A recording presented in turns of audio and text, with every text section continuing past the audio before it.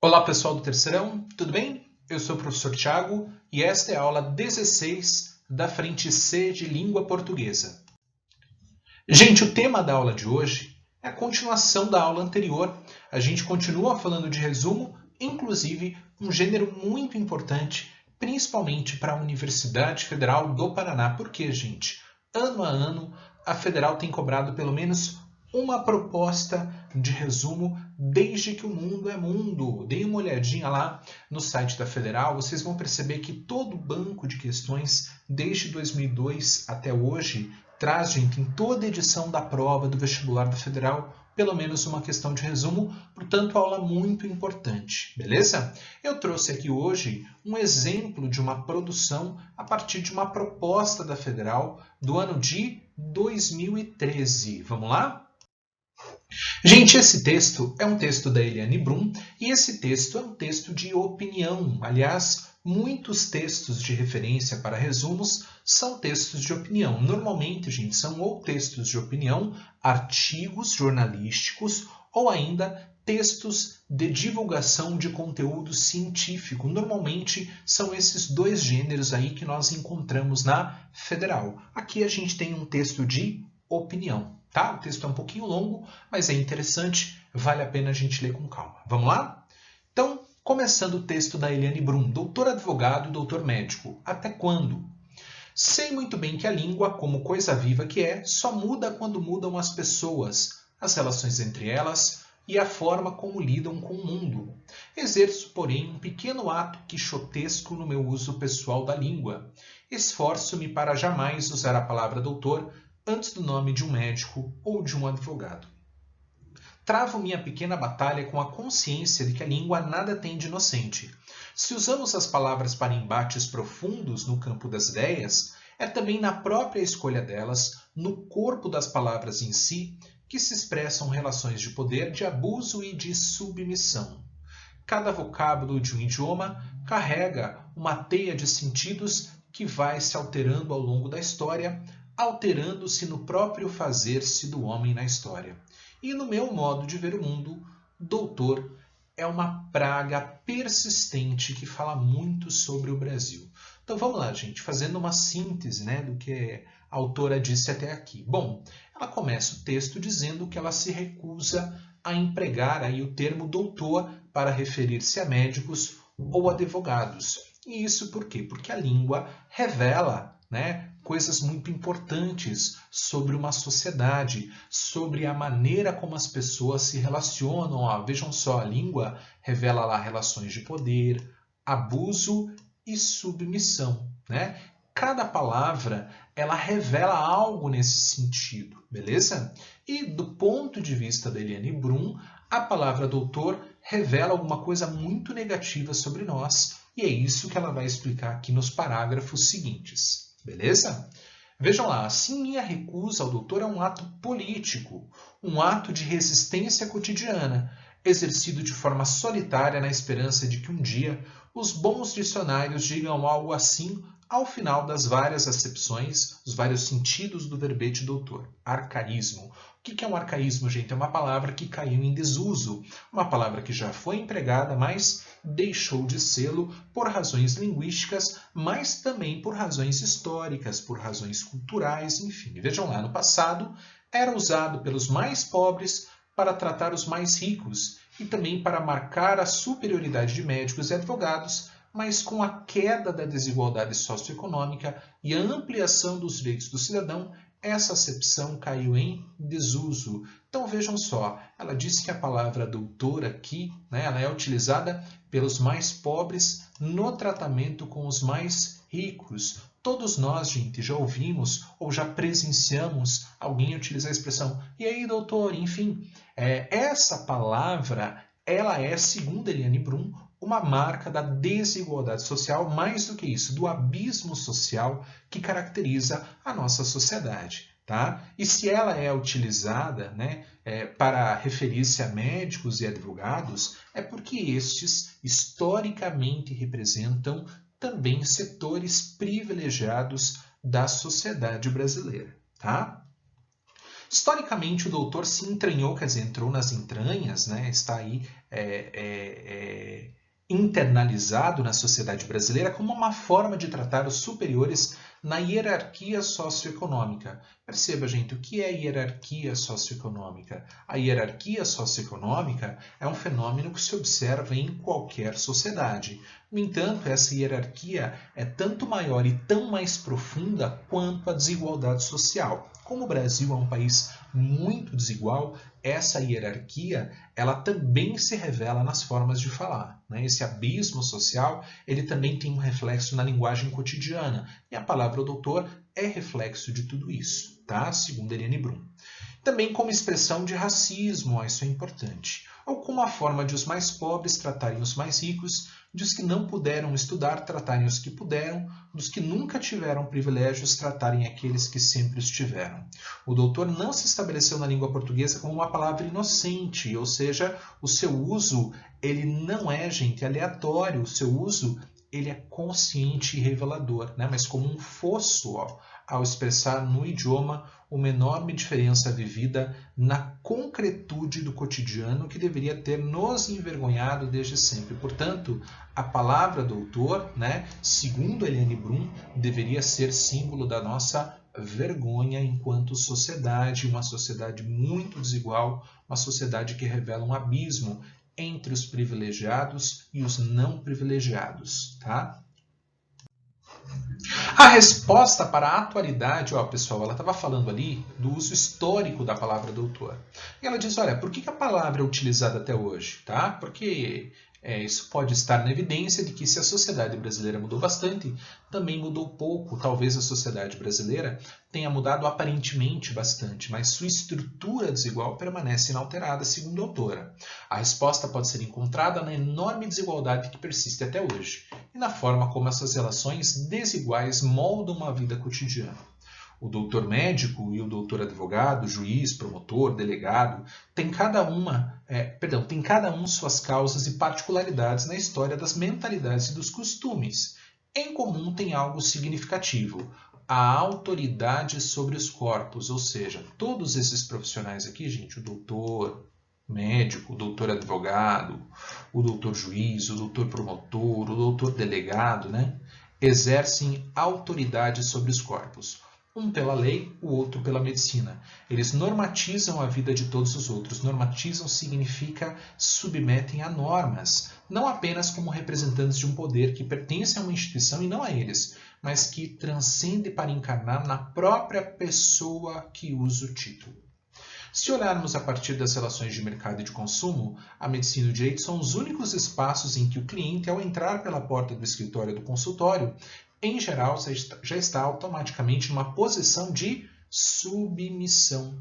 Em ambos os casos, o cliente não tem razão nem sabe o que é melhor para ele. Seja como vítima de uma violação da lei ou como autor de uma violação da lei, o cliente é sujeito passivo diante do advogado, promotor, juiz, delegado.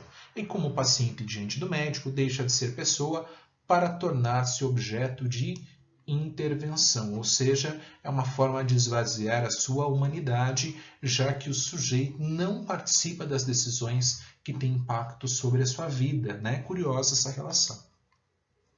Num país no qual o acesso à justiça e o acesso à saúde são deficientes, como o Brasil, é previsível que tanto o título de doutor permaneça atual e vigoroso, quanto que ele representa também como viés de classe. Infelizmente, a maioria dos doutores médicos e dos doutores advogados, juízes, promotores, delegados, etc., estimulam e até exigem o título no dia a dia, o que só reforça, né, essa visão classista da sociedade brasileira, de uma sociedade bastante dividida em classes, né, de um abismo, de um fosso que existem entre as classes, tá bom? Então, ó, o texto foi publicado na revista Época no dia 10 de setembro de 2012, tá? O texto foi adaptado porque originalmente ele era maior, beleza? A gente vai precisar dessa referência aqui, ó, tá? Para o nosso resumo, como vocês já sabem. E aí, finalmente, vejamos o enunciado, a questão propriamente. Tá lá, Federal 2013, escreva um resumo do texto acima. Aqui para a gente ele não ficou acima, né? Mas na folha de prova sim, com 10 linhas no máximo. Esse que é o problema, moçada. Esse texto da Eliane Brum é um texto com muito conteúdo, né? Então é difícil a gente sintetizar toda a reflexão que ela faz em apenas 10 linhas, mas a gente tem essa tarefa, tá? Em seu texto você deve Olha só, gente, a Federal está sendo muito bacana aqui em descrever essas ações, né? Essas características que o nosso texto precisa ter. A Federal, gente, obrigatoriamente precisaria colocar isso? Não. Por quê? Se a Federal dissesse, olha, escreva um resumo de 10 linhas, é papel do aluno conhecer as características do gênero resumo, tá? Então nós já deveríamos saber de antemão tudo isso. No entanto, a Federal aí deu uma colher de chá, fez questão de nos lembrar sobre aquilo que um resumo precisa conter, tá? Então vejam lá, apresentar o ponto de vista da autora. Qual que é a opinião da autora? Esse texto é um texto de opinião, não é isso? E os argumentos que ela utiliza para justificá-lo. Pessoal, a gente conversou sobre isso quando a gente começou a falar sobre resumo. Quando a gente vai resumir um texto de opinião, o ideal é que essa opinião ela seja reformulada de forma bastante clara, bem como os principais argumentos que o autor utiliza no sentido de defender esse ponto de vista, né? Então, um texto do gênero dissertativo argumentativo, que é o caso do texto da Eliane Brum, não é o caso do nosso texto, né, que é um resumo, mas o texto dela é um texto de opinião. E a minha opinião ela é sustentada por meio de argumentos, né? Depois, escrever com suas próprias palavras, a gente não vai copiar trechos do texto, tá? E mencionar no corpo do resumo o autor e a fonte do texto, ou seja, quem escreveu o texto e onde ele foi publicado. Beleza? Gente, fiz aqui um exemplo, tá?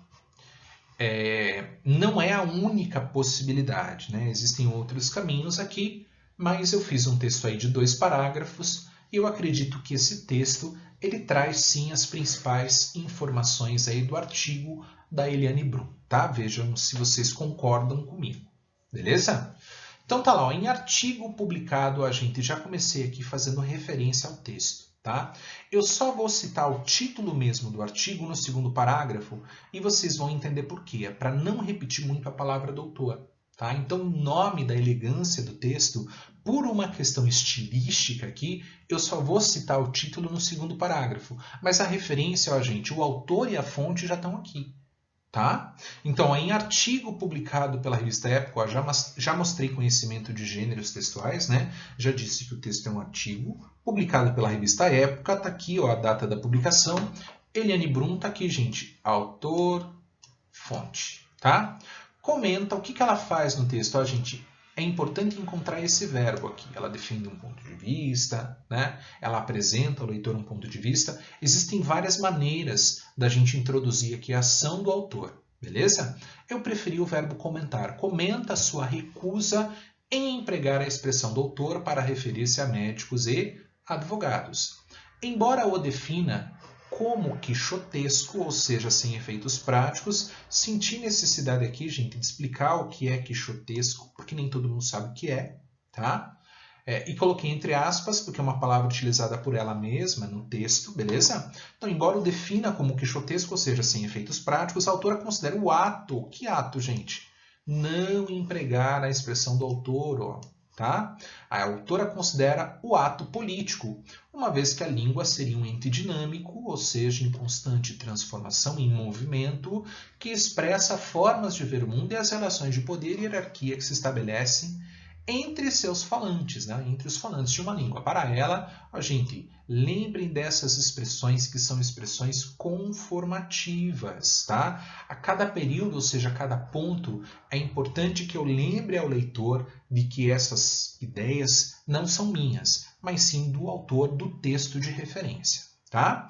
Então, para ela, o termo em questão, tá? É um exemplo que revela algo bastante negativo nesse sentido e, por isso, se recusa a utilizá-lo. Tá? Então, para ela, o termo em questão revela algo bastante negativo nesse sentido e, por isso, ela se recusa a utilizá-lo.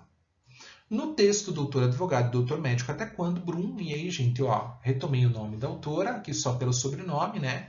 É importante que a gente não chame ela de Eliane, enfim, dá um tratamento mais formal, né, ao texto. Disseca, analisa o sentido histórico da expressão, utilizada pelos mais pobres em referência aos que pertencem aos setores privilegiados da sociedade brasileira, revelando o abismo que separa uns e outros, além de expor o racismo. É isso que ela diz ali, gente, no 3º e 4º parágrafos do texto dela, não é isso? Beleza? Ó, aqui ela está explicando por que ela se nega a utilizar esse termo. Tá? Segundo a autora, a permanência do doutor no vocabulário cotidiano revela que estruturalmente o país pouco mudou, sendo a desigualdade sua marca predominante ainda. O fato de o termo ser utilizado até hoje no tratamento que se destina a médicos e advogados revelaria, olha só gente, revelaria é aquele tempo verbal que a gente chama de futuro do pretérito. Né? O futuro do pretérito ele é utilizado para indicar hipótese, opinião, enfim, no caso aqui, eu estou indicando uma opinião da autora, né? Essa opinião não é minha, beleza? Para não precisar repetir aqui, utilizar mais uma vez uma expressão conformativa, né? De acordo com a autora, segundo ela, enfim, eu optei por mostrar aqui variedade vocabular, repertório linguístico, utilizando o futuro do pretérito, tá? O efeito é o mesmo. O fato de o termo ser utilizado até hoje no tratamento que se destina a médicos e advogados revelaria a relação de poder que estes, ou seja, médicos e advogados, exercem sobre os corpos de pacientes e clientes que, sob seu domínio, abdicam de seu status de indivíduos para serem objetos de intervenção. Pessoal, aqui eu fiz um uso muito comedido das palavras da autora. Perceba que eu utilizei só uma expressão, eu não copiei um trecho. Tá? Agora, como a expressão ela é exatamente aquela que foi utilizada pela autora, com um sentido muito particular, eu transcrevi aqui. Tá? Esse uso das palavras do texto ele é permitido. Beleza? E, gente, já o conteúdo do último parágrafo, de acordo com a autora, a exigência do uso do tratamento de doutor por estes profissionais só reforça seu olhar classista, revelando as entranhas da desigualdade da sociedade brasileira. Beleza? Então percebam, gente, esse texto aqui, ele não é autoral, eu não incluí nenhum tipo de informação nova aqui, eu simplesmente reproduzi as principais informações do texto. Então, ó, a fonte está aqui, ó, onde o texto foi publicado, a autora, o título do texto, ele está aqui, gente, deslocado por uma boa razão, para a gente não ficar repetindo doutor o tempo inteiro, Coloquei a tese da autora e coloquei os principais argumentos que ela utiliza no sentido de defendê-la.